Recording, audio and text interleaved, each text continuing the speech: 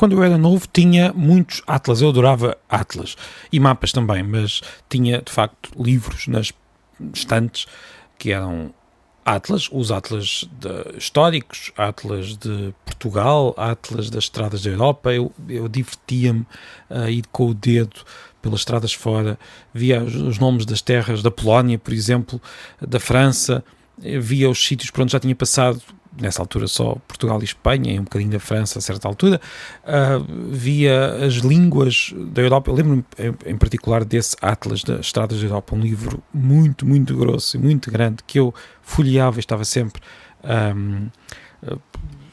a ler, no fundo estava a ler aqueles mapas. Quando íamos de viagem no verão, eu tirava fotocópias das folhas relevantes, digamos assim, era o Google Maps da altura, escrevia o itinerário e lá dizia aos meus pais para onde é que haviam de ir. Era a forma como eu me divertia antes das viagens e, claro, como todos sabemos, por vezes era não era a parte mais interessante das viagens. As viagens eram mais interessantes, mas era uma parte muito importante dessas viagens.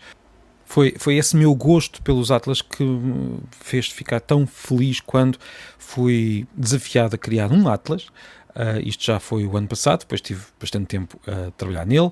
O Atlas Histórico da Escrita não é um atlas das estradas, não é um atlas que me leve de viagem, quer dizer, levou-me de viagem e espero que também leve de viagem os leitores, mas não é um atlas para fotocopiar e depois ir pela estrada fora à procura seja do que for, mas é um atlas que também tem lá mapas e também nos leva de viagem.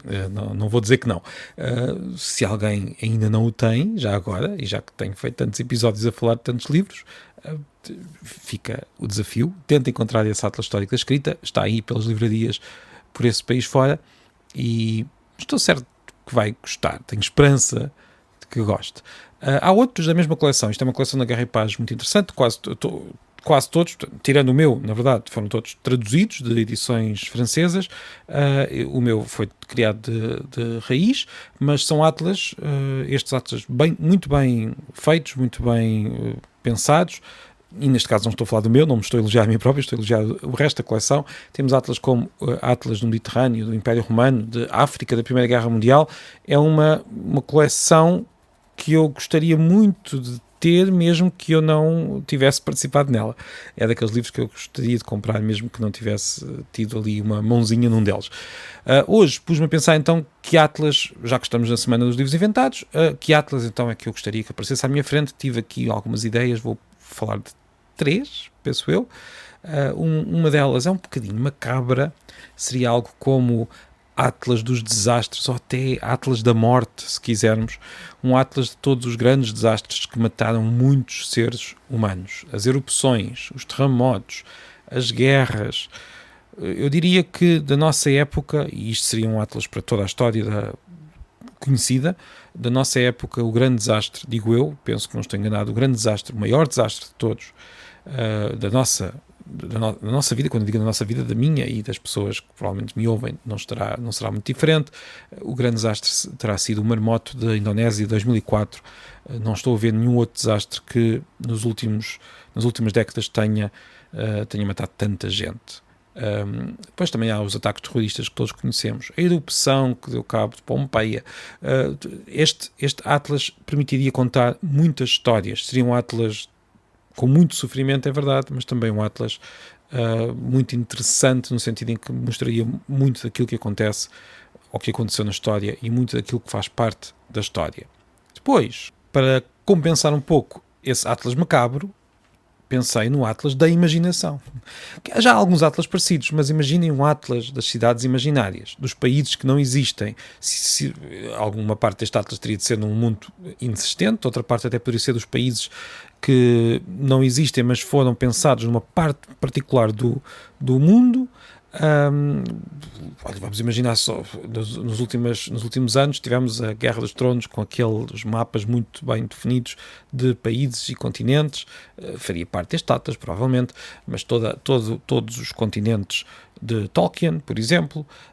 Temos tanta coisa. Todas as viagens imaginadas dentro de um romance, as 20 mil léguas submarinas de Júlio Verne. Se calhar neste atlas estaria lá o percurso que foi feito pelas personagens.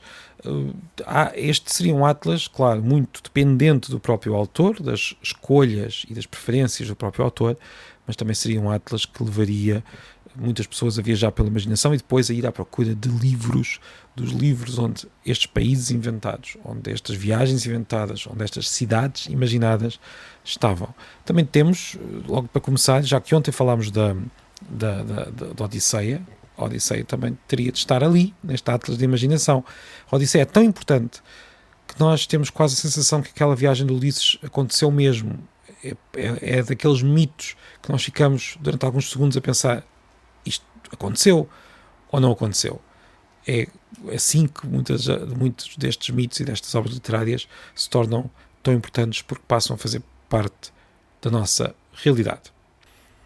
E por fim, pensei também num atlas das invenções, um atlas que mostrasse à volta do mundo onde tinham sido inventadas muitas das maquinetas e das geringonças e das técnicas e de tudo que nós temos à nossa volta.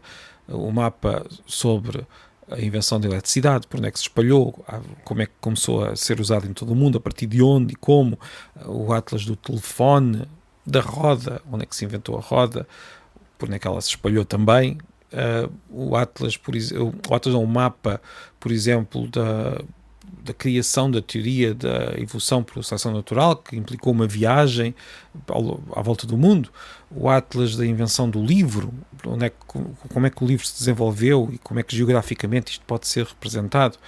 Um atlas dos computadores, o atlas da escrita, neste caso, o mapa dos computadores, o mapa da escrita, neste caso seria um resumo daquele atlas que eu criei, um atlas já que estou a imaginar, até um atlas da linguagem. Isso é impossível, nós não sabemos exatamente como é que surgiu e por onde é que se desenvolveu. Pensamos que terá surgido na África e espalhou-se depois pelo resto do mundo, em conjunto, a bordo da humanidade, digamos assim, mas se fosse possível, e já que estou aqui a imaginar um atlas, se fosse possível também era bom saber como é que isto aconteceu, como é que a linguagem humana se desenvolveu e se espalhou. Temos assim aqui 3 atlas de uma coleção, 3 atlas que não existem e que eu gostava muito de ver. Um deles um pouco macabro, um deles muito imaginativo e um deles muito inventivo. Temos o atlas dos desastres, ou o atlas da morte, temos o atlas da imaginação e temos este atlas das invenções do mundo. E, bem, já chegamos aqui ao final do episódio. Ficou um episódio um pouco mais curto, que é normal, estou ao meio da semana. As semanas têm sido complicadas, são semanas de trabalho, com muita coisa, muitas aulas, muitos trabalhos para ver, muitas reuniões, muitos projetos, muita coisa, e por isso às vezes não tenho assim tanto tempo para gravar mais do que, neste caso, 8 minutos. Estamos a chegar aqui aos 8 minutos, mas acho que não faz mal. Às vezes são um bocadinho mais curtos, outras vezes um pouco mais longos. Amanhã estou a pensar falar de um país imaginário. Então, até amanhã, e muito obrigado por estar desse lado da pilha de livros.